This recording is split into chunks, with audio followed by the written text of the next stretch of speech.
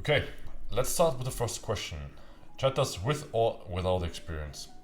So I personally, I prefer chatters without experience, because you have to imagine it's like a piece of paper. If there's already something written, then it's most likely it's gonna be shit they learned probably in some US agency. And for example, the US agencies, they tend to have a very different approach compared to what I have when it comes to chatting. So they're more like sally, more straightforward, like more directly to the point, not really focused on like relationship building, so less girlfriend experience, more direct selling. So a lot of mass PPV spams. I've seen some accounts that send like 28 mass messages each day, and it's all PPVs and mass production content, whatever. So if chatters are used to that, then it's quite difficult, in my opinion, from my experience, to make them change something. So to write something on top of their knowledge that they already have. So I prefer like blank piece of paper, and then teach them everything from zero. But also some cases, they actually know good stuff. How much discussion time should there be between each script sent? I mean, I have some rules there in my agency. We don't force them to buy another script like immediately after, but I can recommend you, if a customer demands it, like, hey, okay, I want to see more, then in my opinion, you're stupid if you don't sell. So it depends. But like, don't actively approach him and say, hey, let's go for another round. Yeah, you will make it. Let's go. I have this crazy outfit idea, whatever. This is a little bit too silly, in my opinion. You can try at least that you, for example, my scripts, they're always around 5 to 6 videos. So what you can do is you have like an extra video at as an extra as a bonus video. So if they want more after this script, then you can say, okay, look, I'm gonna hop into the shower, wanna join me? And we go for another round inside the shower or something. I have something to show you, blah blah. And then, for example, the extra video is a shower video. This is what we do if we wanna upsell something. But I wouldn't directly force another script. If it's another day and he likes to have fun again, okay, why not? Like, you can also approach him, because he will receive new mass messages after he received like an aftercare picture. For example, what we do is we send them one day after they bought and they purchased like a full script. Then they will receive new script, like a aftercare picture where it's like a video saying thank you. Oh my god, I couldn't stop thinking about what we did last night. It was so crazy. Just want to thank you, and you really seem to care about me. Even thought about you outside of the platform, something like that. So, and then, but if they the same day the chatter engages with the fan and they want more, sell them. It's no problem. How would you explain why Filipinos are better in overall opinion? Why they are better? So, I think it's also preference, a lot of preference involved here. But in my opinion, Filipino chatters, they are cultural-wise very loyal. So it is a Christian country, so a lot of them believe in God. A lot of them are very loyal. From my experience, they are very, for example, if they recommend you someone, if they recommend you friends and so on, like recommending and inside their cultural, thing, inside their society, it really means something. So they put their hand into the fire for this specific person, and they're less likely involved into like scamming operations. For example, a lot of Nigerian chatters, I know that there's like scam centers out there. There's even memes. There were even TV shows about such scam centers where they trick old German guys or old German women into falling in love, or like this love scam on dating apps or whatever. So I'm not a big fan of that, because they tend to like scam fans and try to get them on Telegram or something. So it's like a personal preference, and so I use them. And Filipinos tend to know very good English, at least. I mean, there's some cases where they don't know English, of course, but it's pretty much on you to filter them out. And I have very good lead sources, so that's why I use Filipinos. And I have a lot of leads always, and we hire around 1%. So it's like a very good ratio, in my opinion.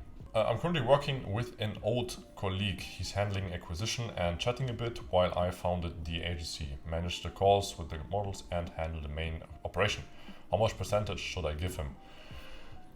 It depends. I mean, I can't really judge this now. So usually, depending, like if you split, like for example, backend and front end, which is marketing and chatting, then it's 50-50. I mean, I work with my own brother together, so for us like something a little bit different.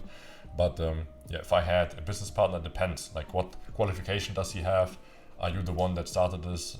Do you just seek help from him? So there's a lot of different factors involved. Like, I can give you more insights if you shoot me a DM like about this specific case. But yeah, it really much it depends. Like, is it a good friend also? So like, what does he see? What kind of value does he bring to the table? What kind of value do you bring to the table? I would make it depending on that, and then communicate transparently. But yeah, usual approach like 50-50 profit split, for example. But it depends on the case. I can't judge that. For chatters, do you give complete scripts with messages or just batch of content and let the chatters freestyle? No, we never freestyle. And yeah, freestyle, in my opinion, is kind of risky also, because first of all, if you freestyle, if every single chatter uses different kind of scripts, different kind of wording for the PPVs, then what this does to your tracking, for example, is that you have different quality depending on what time it is, because you have 3 shifts, and during each shift, each chatter will chat in a different way. So what this does is it makes it very, very difficult for you to track things. And tracking is number one priority in business, because if you don't know your numbers, if you don't have consistent quality, you can't really decide what kind of impact does it if I have this specific change, or if I change the product here, okay, will the result change? But because it's not really visible if it's now caused through the product change that you made, or is it caused by just human behavior, by chatters changing their style here and there, having a different mood. And so I like consistency. It makes tracking much easier. It takes a lot of work off their shoulders, because, for example, if there's a lot of high traffic coming in, then you don't want them to focus on freestyle coming up with a message. You want everything to have scripted, and then they can still make adjustments, like a red line that goes through the whole chatting operation. They can then make adjustments if, I don't know, there's something specific that the fan says and the message doesn't fit. Okay, teach the chatters, that's why they need to have some kind of EQ, and then they can adjust this message. So it will still seem unique, but you save a lot of time. So everything what we do is scripted. We have script the welcome sequence, so when the fan comes in, what kind of questions we ask them, everything. And then we also script the scripting part, obviously, like the description for each PPV, and the aftercare scripted, the small talk is scripted. We even script jokes or stories. We tell our fans like stories. I don't know, today I was at the gym and something super crazy happened. Oh my god, do you want to know what happened? I can't imagine still that this happened to me, blah blah blah. And then we tell them something, because it's authentic. So, and it's really difficult to teach someone to be funny. Like, okay, be funny, tell me a joke. If I tell you tell me a joke now, I doubt that a lot of you will come up with a joke. So being funny and authentic by just clicking some buttons on the keyboard is what makes you different than other creators. And this difference is why people decide, okay, do I now talk to this creator or do I talk to this one? Because most likely your creator will be more authentic, which is what makes you stand out, and then make them decide that they spend the money on you instead of on them. Do you think that having a website and doing SEO is still worth it in the age of ChatGPT, where people rely less on Google? Of course, man, it's super, super worth it, 100%. I still do it, and it's like an asset. So it will show results in, I would say, depending on the market you go in, but let's say you go on a less saturated market, and it will show results in like 3-4 months. And also, it helps you that, because if you were ranked higher in Google, what ChatGPT does, it Googles kinda, it looks through the internet, and you will become more relevant if you are more relevant on Google. So, because a lot of the database that ChatGPT uses is from Google, and that's why, Google Ads, building an image online presence is key, in my opinion, for each business. And I still invest a lot of money into SEO, ads, blog posts, and so on. I can recommend you to do the same. Also, big agencies I work with, they do the same, because it just works, right? I don't know where you're from, but you can look for creators in your country. Then I don't know if you're not from the US now, but you're, for example, from, I don't know, Romania or Germany or something in Europe. You can do SEO there, and there's still a lot of countries in Europe, in my opinion, where there's not really a lot of people making SEO, making good SEO that looks professional. So that's something where you can really stand out, and that's definitely advisable to do. So you don't charge per sexting, right? Only PPVs are what are sold. If, for example, we chat a lot, but his tips at the end at least 50, how would you work with them? So if they just randomly tip while we are chatting with them, what we do is we kind of deduct the amount that they tipped from the script flow. So we have almost set pricing, for example, like $20 the first video, $40 the next video, and so on. Like just an example. But then what you can do is you deduct it in case they tip throughout like the process. If they tip at the end, okay, like nice, take it and say thank you. Give them like a voice note or something, like a custom one, and say that you appreciate it. But except that, no, we only charge them for the content, for the experience, because if you charge them for time, I know this kind of creates like a webcam feeling, and you don't want it to be too transactional, in my opinion.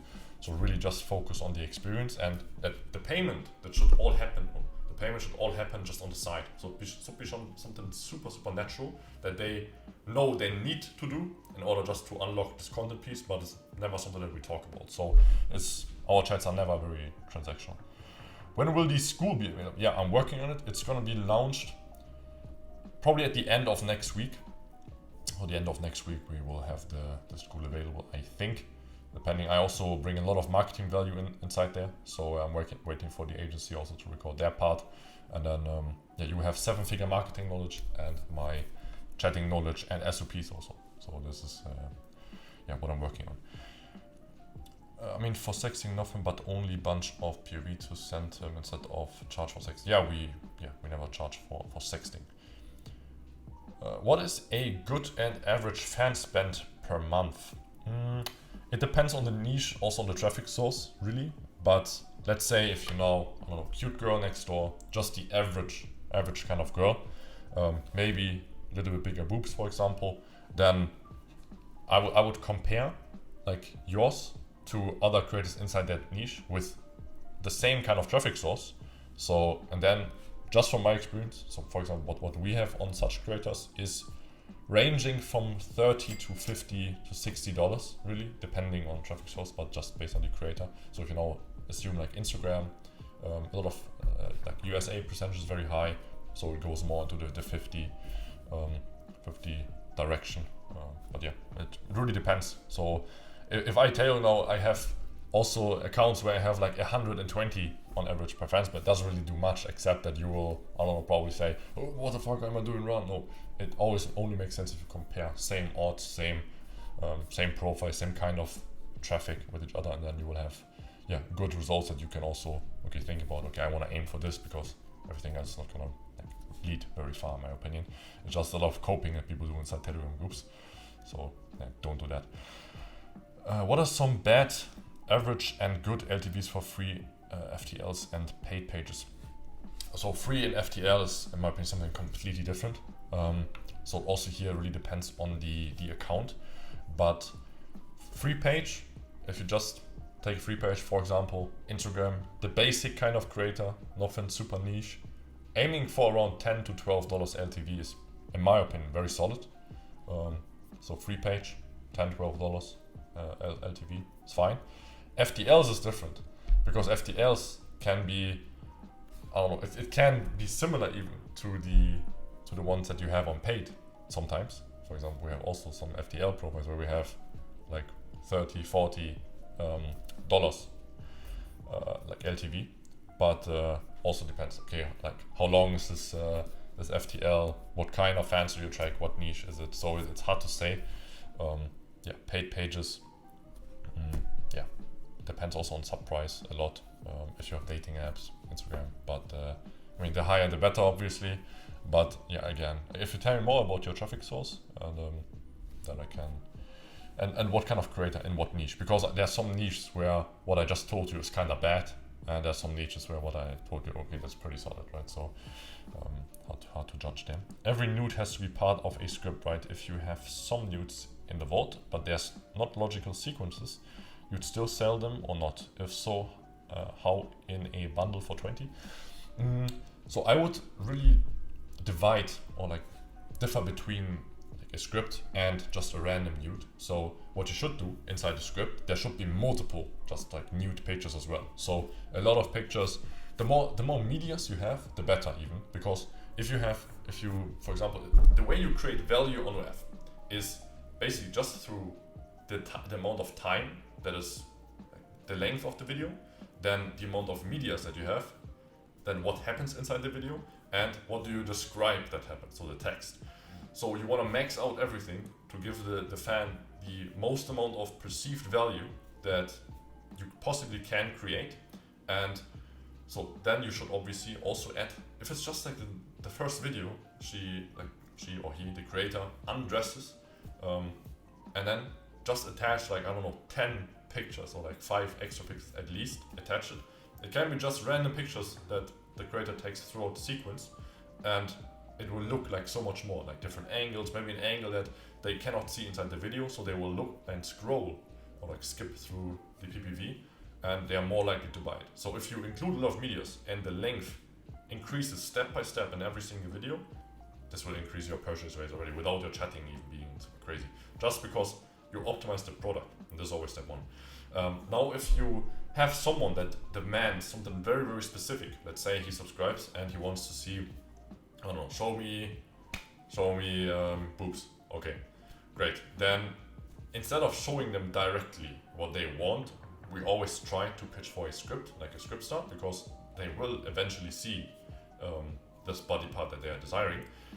If they don't want it, we usually don't sell it, except they want something very, very specific, and okay, then we make it quite pricey, similar to the video that, you know, where they could see it inside the script.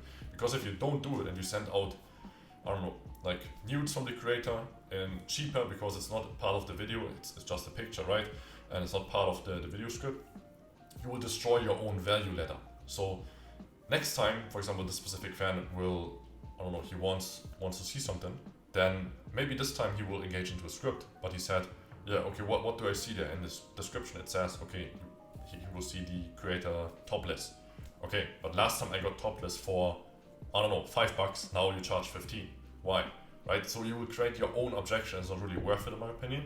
So we try not to sell random pictures, except if they already saw the specific body part that they want to see inside a script, then we send it out for like a normal pricing. We have like different pricing depending on the creators, but yeah, then you can send them out like bundles, for example, but only if they already saw this body part in a script. So this is the kind of structure and strategy I can advise you there.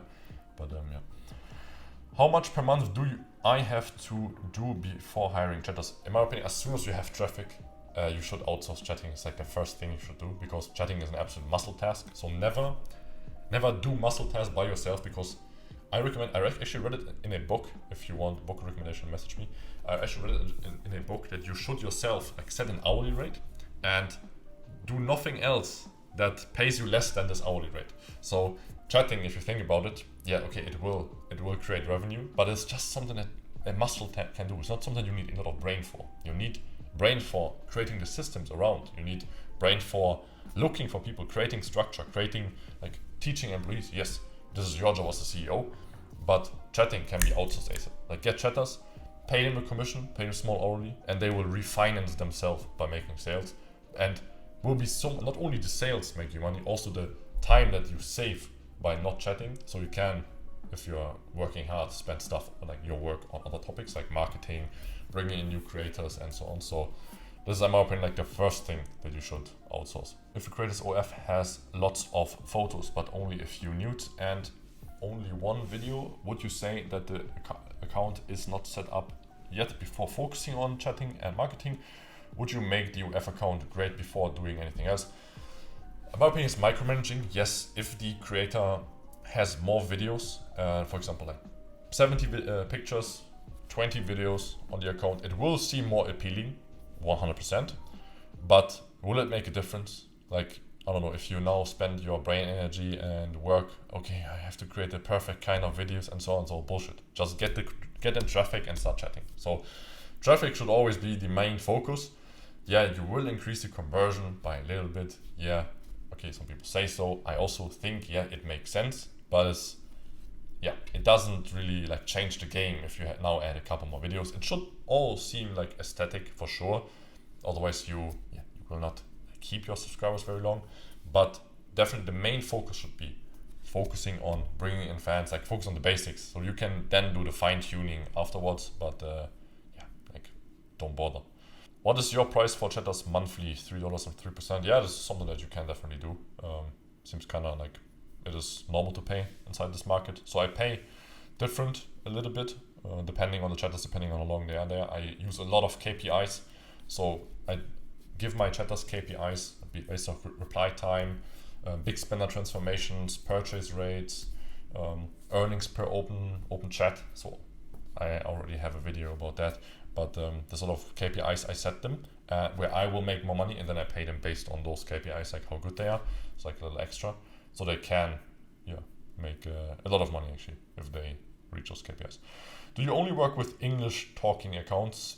Yes, I do, but I also have solutions for German accounts if like someone really needs it. Okay, we can talk about that in the DMs. But yeah, I do not want to sell my service, so all good. You said that as soon as we have traffic, we need chatting, but from how many subs per day should we start? I'm on free page. It's hard to say for free page, really. I mean, as soon as you feel like, okay, this page is getting traction, you have like reliably subs that come in, because, okay, if you have like one wave of traffic coming in and then it stops, okay, might not really be worth it, because otherwise chatters will have like nothing to do, right? But as soon as you have like steady traffic, and I mean, you see it by the open chats, you can just see, okay, I have now reliably at least, 50 free subs a day, and they create X amount of open chats, so I can now really put a chat down. It's all numbers. It's like really simple. Just look at the numbers, just check that out, and then you will see, okay, is it worth it or is it not worth it? What's your total script count? So, in my opinion, I don't have like a total script count. I mean, total script count across all my agency is probably, we surpassed like the more than 1,000 scripts that we made. Like we wrote templates for, yes, but script counts like each creator should have. I recommend the more the better, because if you run out of content, you're always losing sales actively, because if someone wants to buy but you cannot really like let him buy stuff, then you will lose money.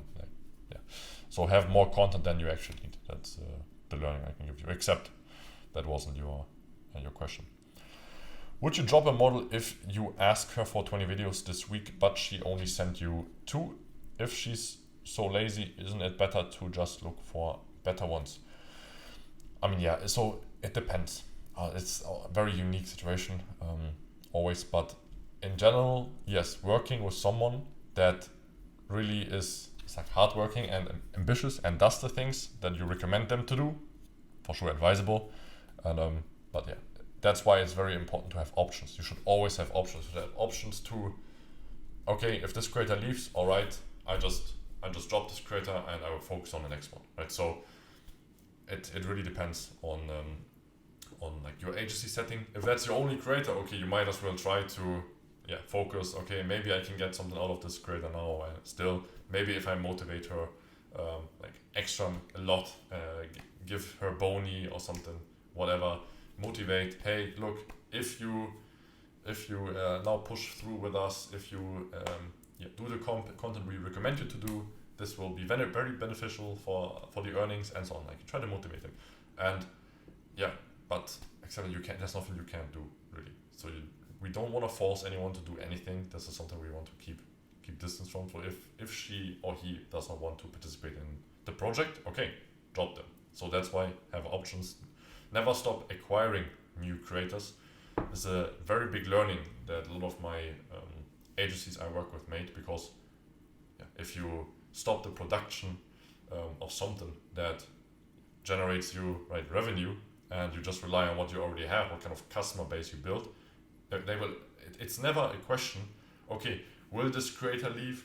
Maybe he or she will, maybe he won't, maybe he or she won't. It's always a matter of when does this creator leave. So making sure that you consistently acquire new creators is something that you should never stop. Never stop acquiring. Like, that's why set up SEO, have solid outreach methods. There's still outreach methods that work very well. So making sure that you stand out there if you don't have that much like budget. But I always say WF is never like it's not an zero invest business anymore. So you need to have some kind of capital. The more capital you have, the more return on investment you will get. It's just a fact, sadly. Like back then when I started, you could basically just post any TikTok video, have no idea about chatting, and you will eventually make like 20k a month, right? But it's not how it works anymore. So you have to stand out pretty much.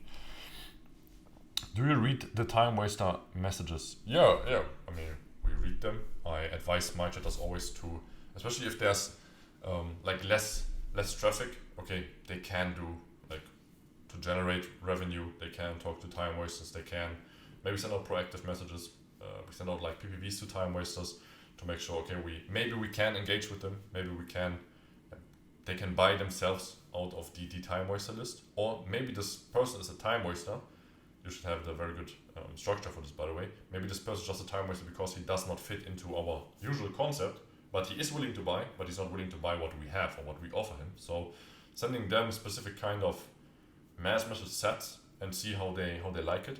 I can recommend you that. So mass PPV spams, like spam them, use those leads, and read what they say. Maybe they have something useful to say, and it depends on the traffic. Depends on how much priority it is, really.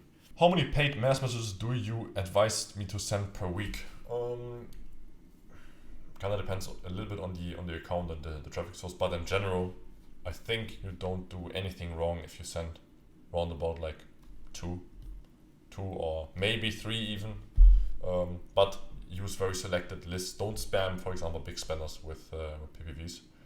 To time wasters, for example, you can send mass messages every single day, like PPV mass messages, but don't like burn the fans that actually generate revenue. So only give those PPVs to people that don't answer anyway. And a lot of people are actually not into sexting, right? We don't want to force them into this kind of script concept. If maybe they just want to press one button and unlock the content that they want immediately, then this is okay, right? Then we can totally do that. But they should not be classified as a time waster. They should just be, we call it unresponsive list. So people that don't answer. And I can tell you, each of you has at least 40 to 50, maybe even 60% of people, and you can track that. I track it personally. I track the engagement of fans, and you have around 40-50% of people that will never reply in their whole subscriber life, even once, to your creator. So if you just classify them as time wasters and just spam them with normal text mass messages, like you will never be able to really monetize them. So create an unresponsive list where you put those people in. Okay, never replied. Maybe we just don't approach them in the right way. We don't give them what they want, because we always want to give the client exactly what he wants. So focusing on that makes a huge difference, because if you think about it, if that's 40-50% of your customer base and you are not working with effectively, so sending those like really high quality mass messages, like PPV mass messages, it's nice. You can send them like small scripts even, and write a nice. I recommend long text. Long text convert very well. Like some preview pictures even. Sometimes it doesn't make a huge difference, but try it out and look at your numbers, and then make it like sexting scripts. It's like videos. Okay, this is video 1, this is video 2, but it's all combined into one single PPV. It's crazy, game changer for us, and we do that. It works very well. Well, what do you describe as a stand out and offer when outreach new clients? So I won't tell you exactly now what I do, but I can tell you how you create your own. Okay, so what you want to do is you want to make them an offer that is too good to decline. Okay, so this sounds already, it's too good to be true, but they don't have anything to lose. So it should not seem like a scam. They should just think about it like, why would someone offer me now this? Well, I have no risk. Okay, I just do it, right?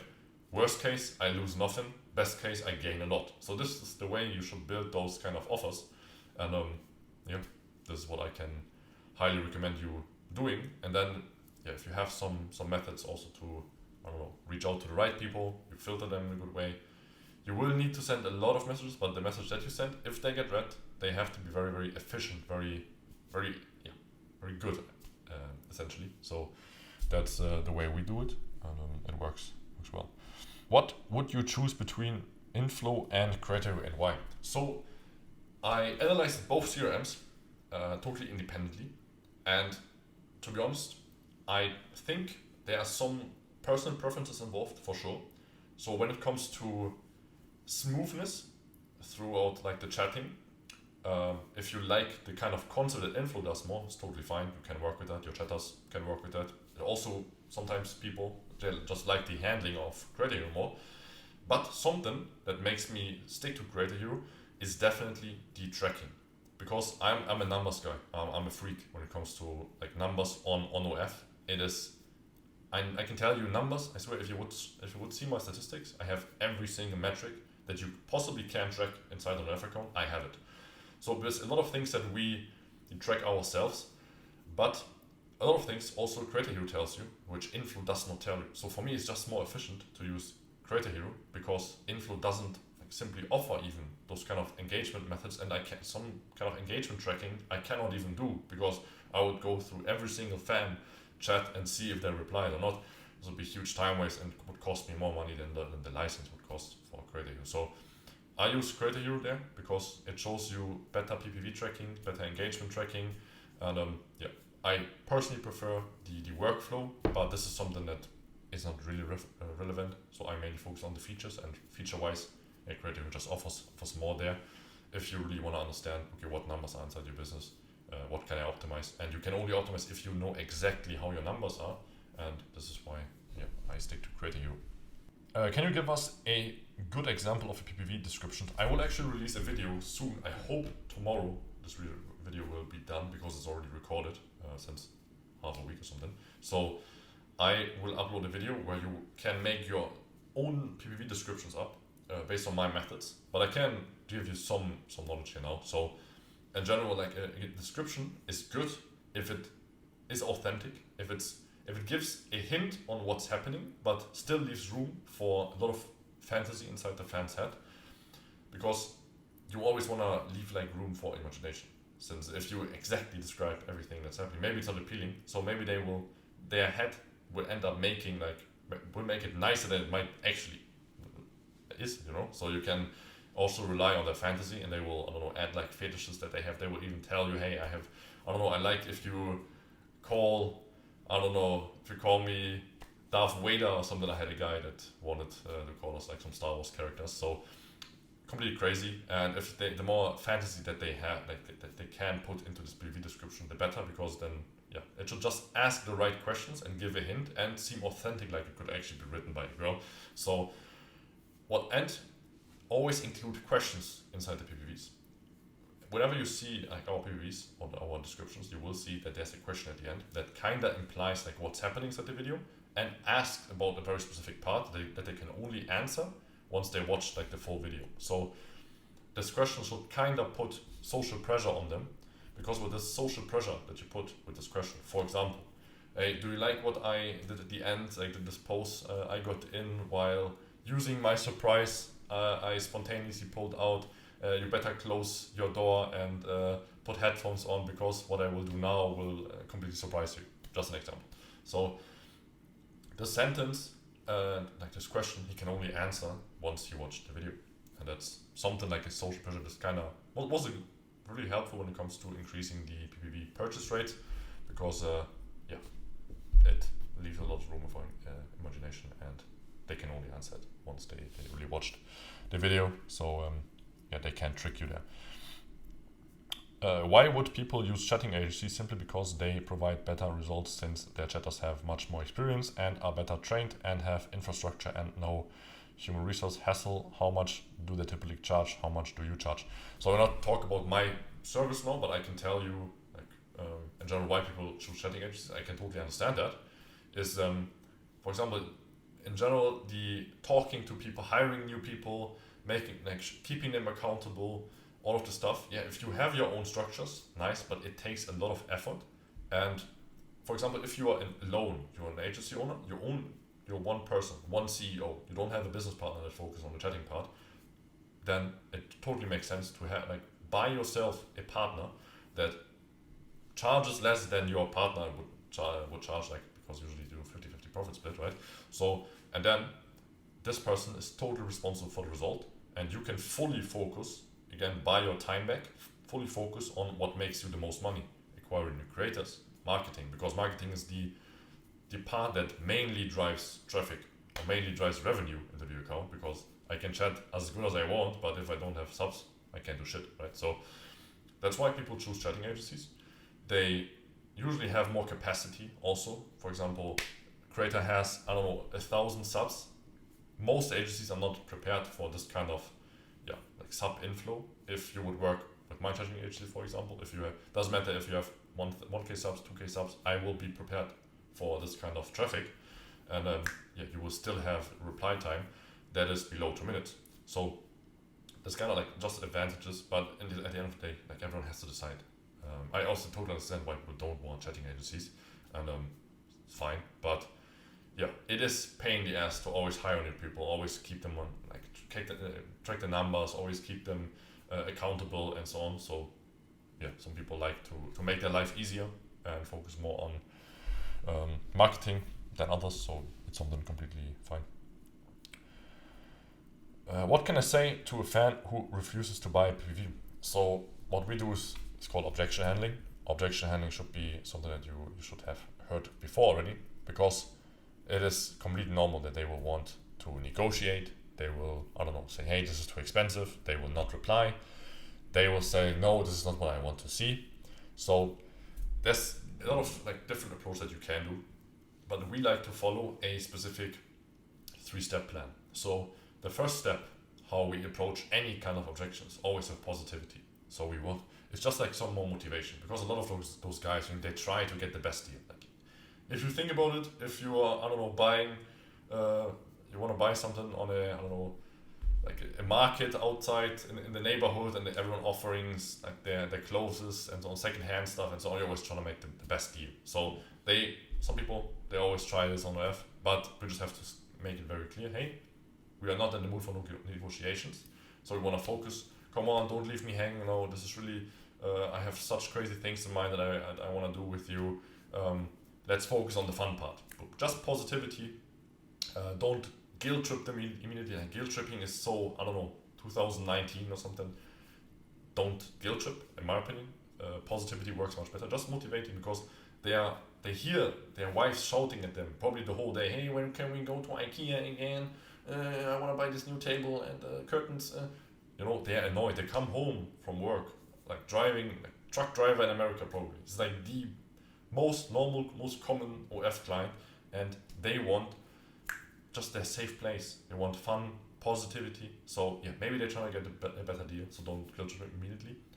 Try with positivity. Try to tell them, hey, look, as I said, some motivation. Come on, Harry, don't leave me hanging. I really want to experience it with you right now. Boom, boom, boom. Okay. Some people will buy there already. For some, it still needs the second part. Second part is always what we call fear of missing out. So FOMO, you want to always use FOMO. You want to kind of say, look, I made it extra special for you. I swear you will love it. The end, again, you will say something that you did at the end, like a surprise. It can be, the creator uses a toy or something, and you tease him that. Trust me, if you will not see this, you will regret it, because if you don't want to see it, it's totally fine for me, but I will unsend the video afterwards. So just making sure, okay, they will miss out on it. They will never be able to see this again. It's totally fine. Just tell me if you're not interested in it. I will just delete it then. Boom. And a lot of objections here will be already solved. We don't even talk about negotiation. We will not say like, okay, babe, I can do it for 15 then. No, we don't even talk about what he says. We always do our program. Always positivity, fear of missing out. And afterwards, we do what we threatened to do, is we unsend the PPV. Say, hey, look, no worries. Just message me if you want to, next time if you're in the mood. I totally understand. No hard feelings. I just wish we could have experienced it, because I was about to do something I have never done before, blah, blah. But it's totally fine, Steven. But yeah, I wanted to get ready anyway. Any last words before I go to bed? And then most like, no, please, babe, please send it to me. And then you can send it to him, right? So this is always how we treat problems. Positivity, fear of missing out, and then doing like positivity at the end, also kind of understanding, and then just doing it, but never negotiating with them. Hey, sorry, I'm not really in the mood for negotiations. Let's focus on the fun part. Just want to make it clear that we don't play his game because we are fully in control. We are the owner of the product he wants. So, and he wouldn't still be chatting with us if he wouldn't want our product, which is essentially the creator's content, right? So that's always what you have to keep in mind, and then objections will become so much more easier to handle. And teach your chatters this kind of strategy, it will work. And then you can make this more complex. I said now very, very basic things that came to my mind, but you can use audios to do the same. You can write very long texts. I don't know, just get creative, but use the same kind of concept that I described and see what works the best. Track it, ask your chatters what works for them, and you will see, okay, nice. You can even offer discounts in the later videos, even though I'm not a big fan of discounts. But yeah, using discounts here and there, for example, if it's the last video, it's a big spender, you can do so. But you ruin also, you have to keep in mind, if you negotiate with someone about a topless picture, then it won't make sense, because he will, in the next video, he will also negotiate. And like, as soon as he feels like, okay, this value that we create, we decide, okay, this PPV is worth 20 bucks. Okay, because then he will see, it's just 20 bucks because she feels like it. It's not really 20 bucks. I can get it for 12 bucks. And next time he will always try and negotiate. He will always try and get this PPV cheaper. But if we say no, there's nothing we are into, boom. So either way, you will lose him or he will unlock it. So based on our case studies, it's always better to not negotiate with the fans. Only in the later videos you can do them a favor with the right framing. Yeah, you can make a discount. For example, if it's supposed to be 200, make it 190, 185, because this video drives in almost 50% of the revenue. So you want to make sure that they unlock this one, but use the negotiations, that the price dropping, use it later. Don't negotiate early in the scripts. This is nothing I can recommend to you. And our case studies say it's not worth it. So this is the kind of concept we stick to. So never negotiate. If you can't sell a $30 media, you'd never discount it to 2015. Isn't better to earn something than nothing? Yeah, okay, but you never know, first of all, how big their wallet is. If someone can afford 20 bucks for a video, then he can also afford 30 bucks. Just think about it, right? He wouldn't buy this video if it's his last 30 bucks. So that's why it's made up. It's all made up. It's just something they only have those objections because they don't feel like it's worth enough. So with our words, it's the only method we have. We have to create this kind of value. We have to create the value not only, as I said, through the medias we send. We have to create value through the length of the PPV. We have to create value by, hey, I never did this again. Never did this before. I really feel comfortable with you, so let's not ruin this now. Let's focus on it. It gets more rare and more unique, and the perceived value increases by every message that we send that relates to the content that we send, and we make it, hey, I'm not like the other ones, and overall you will make more money, even though it might seem stupid to you that if he says he will buy it for 10, I will just send it off for 10. You can do that, maybe it works sometimes, but in the long run, I can tell you, you will end up losing more money than you make short term. So, and I mean, we tested that. We had times where we used discount, and it's also difficult for chatters to use discounts in the exact right moments also, because if you give them the easy way they're allowed to do discounts, as soon as the first objection appears, they will always do a discount. They will say, okay, fuck yeah, I want to say, yeah, I'll just send it out cheaper, right? So this is our opinion. Have set pricing, use better objection handling. Like you can better price the video too high and just do very good objection handling in order to make him buy this video, than sending out stuff too cheap and ruin the value ladder, make the chatters too easy, because the chatter really wants the sale, but yeah, he doesn't want the sale to, or he's not motivated enough to get the sales under our circumstances, really on our rules. So they will send it out cheaper if you give them if you allow them to do it. So that's not really advisable, and you will lower LTV. You will make a loss because You will lose a lot of potential big spenders there that will see, okay, it's easy to negotiate, and they will lose the feeling of value there. And it's nothing I can recommend you. All right, Lucas, it's my turn. I let everybody speak. Nice. It's been a minute. Nice to see you again.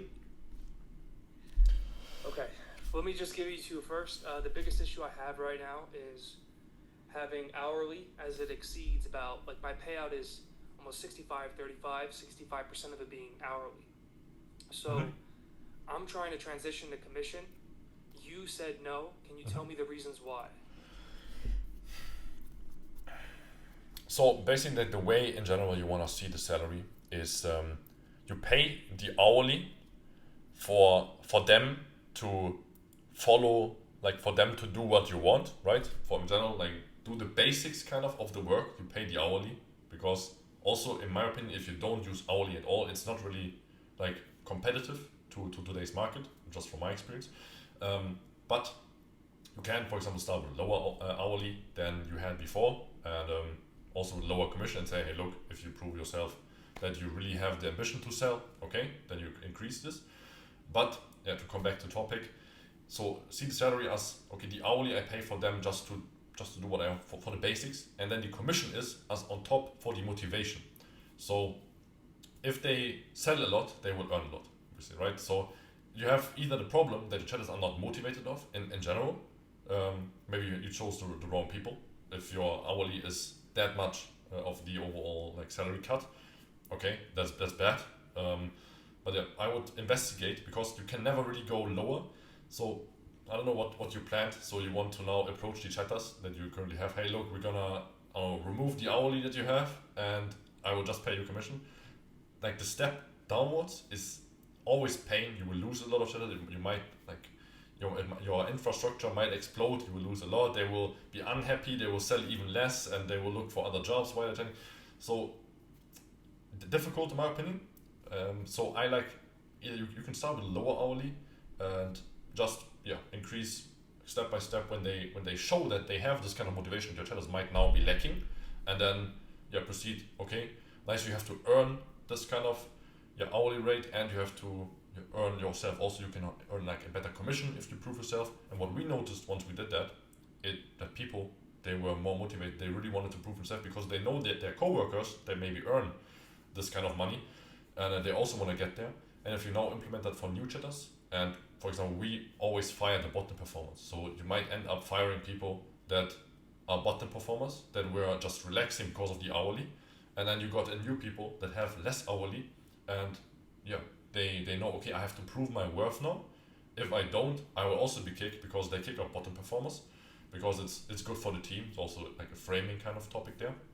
And this is, for example, how I would implement like a new salary system. But like from my experience, you cannot like step down now, because you will ruin your in general like the mood of the team. You will a lot of sympathy you will lose from the chatters. It's just like, how do you want to explain to them, hey, look, I saw most of the money we are spending is on hourly. I want to change it now because I want to earn more money. This is something they will not understand.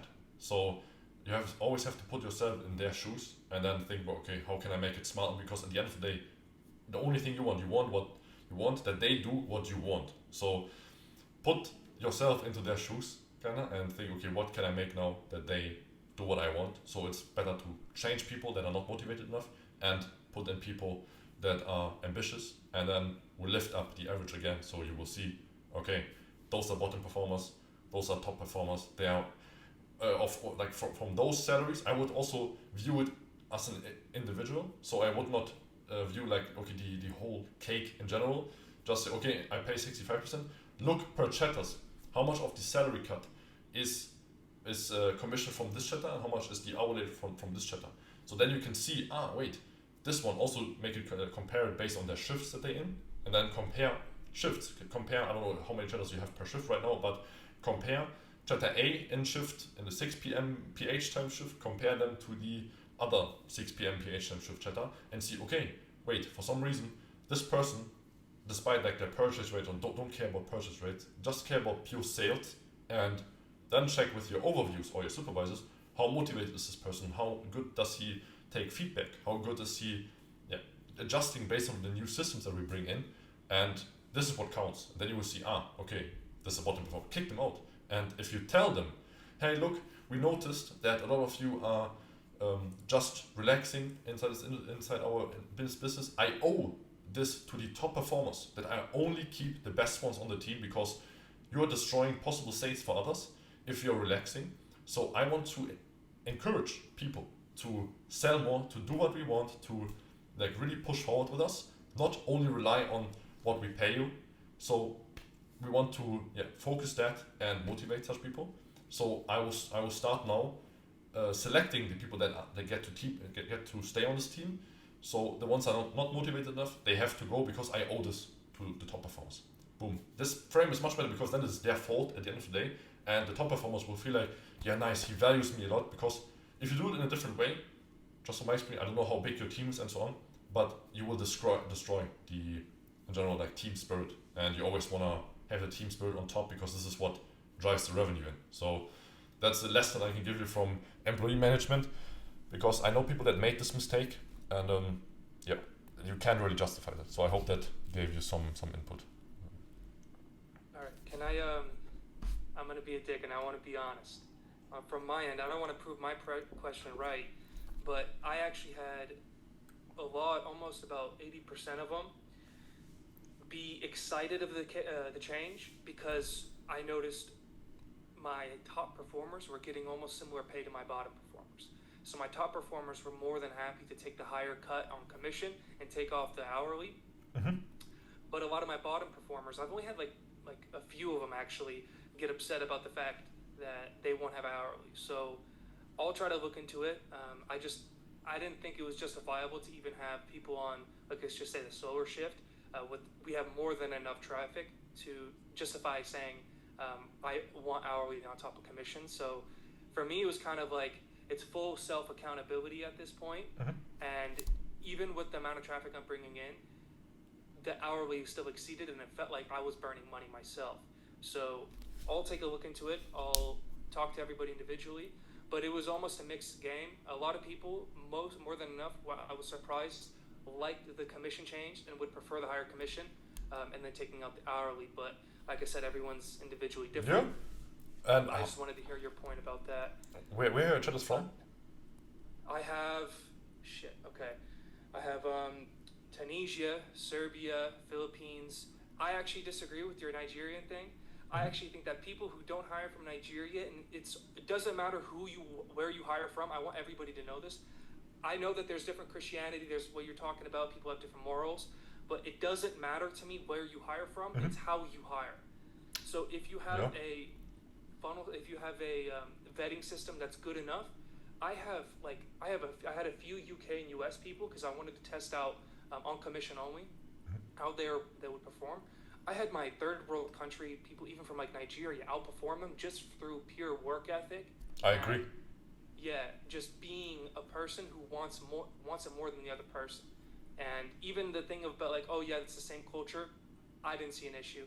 I saw if you can teach them culture, that's a massive thing. So like anytime we have like a model from Serbia or a model from like I don't know, US, we'll have like a huge culture training course for people that don't know that. Yeah, I basically agree with you. I mean, whatever work, at the end of the day, like, numbers talk. So if that works for you, nice. I just personally, I couldn't imagine it, because I tried it in the past, and they feel much more comfortable if they can talk their native language also to each other, and they know each other. It's much easier to get along. But it also can work for sure. I mean, Apple also does not only hire people from the US, right? So it works for sure. It just makes life easier, I think, and so you will save a lot of time on certain kind of teaching them cultural things. And as I said, for me, it's totally perfect. I also know people that are successful and they hire like Nigerian chatters. Okay, for me, it's just I don't know much about Nigerians. I don't know like how they work, like what is cultural there. No idea. So, but when it comes to Filipinos, I know everything. Like I know exactly what's their culture. I know what they want, like the society behavior and so on, like that they see if you high, like increase their rank. You give them better position, just give a better word. Okay, now you are called a shift supervisor, even though you're still a chatter. They will tell it to their moms and be like, oh my god, crazy. I got like promoted, nice, cool. But yeah, Nigerians are, just from my experience, just a lot more after the money.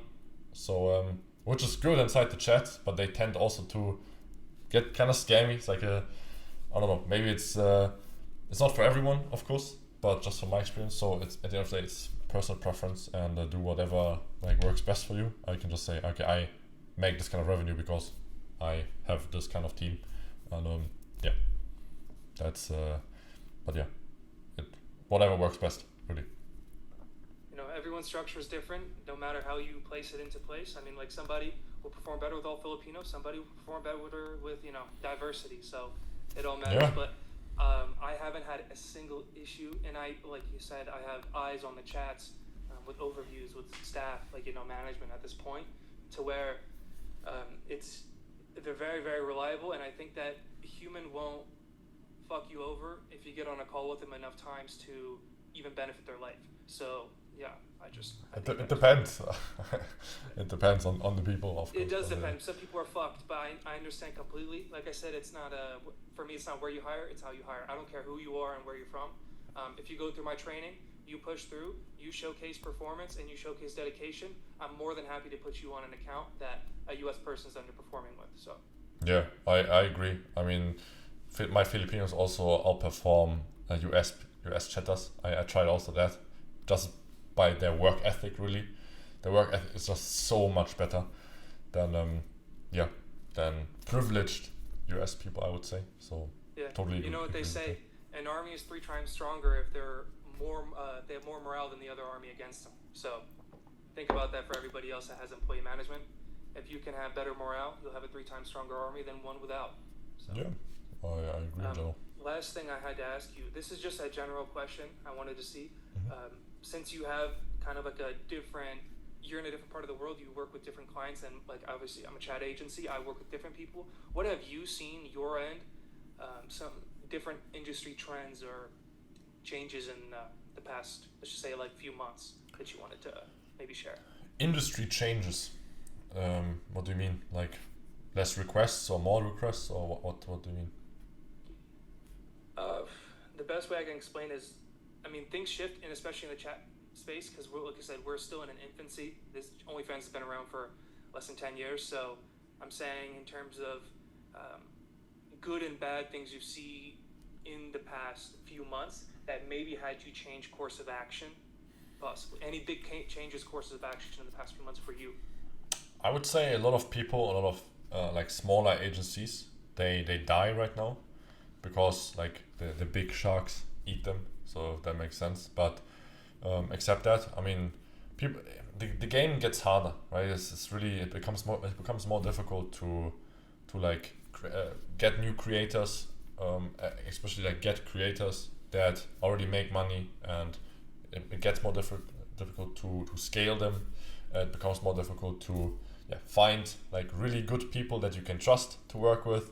So everything becomes more difficult the more, like, because more people are around, because more people enter this industry. And already right now, in my opinion, around 1% of the agencies, they earn like 99% of the cake, and only like the 99% of the people, they get to share this 1% that is left over. And it's evolving more and more into this direction even. So it gets worse and worse every single month, I feel like. And so this is pretty much like the only shift, but this is not that it's only since like the past 5 months, for example. It's been going on like this for the last, I don't know, 1.5 years, pretty much. So this is something but it becomes more difficult, the game in general. And but nothing really, nothing changes if you still try to do the best possible work, just from my perspective out now. Then and you always push, you don't relax because of the success that you already achieved. Then you're still up there. But there's a lot of people that are hungry, that try to claim your rank pretty much, and so not relying on that is something that is really important, like kind of like a shift in like a mindset I notice in a lot of agency owners now also, and the ones that don't have this mindset shift, they lose their job pretty much, and they start working 9 to 5 again. Not talking about my clients now, but I know a lot of people inside this industry and a lot of agency owners that used to make like 100, 200, 300k or something, and now they work in 9 to 5 again because their only creator left them and they were living the Dubai rental Lambo kind of lifestyle, and they stopped working what made them successful. They worked on a lot of things and they said, oh well, maybe I'm gonna found like a fashion brand now because I'm a businessman, I know how everything works, but they don't understand that OF is not real. This kind of industry is not real.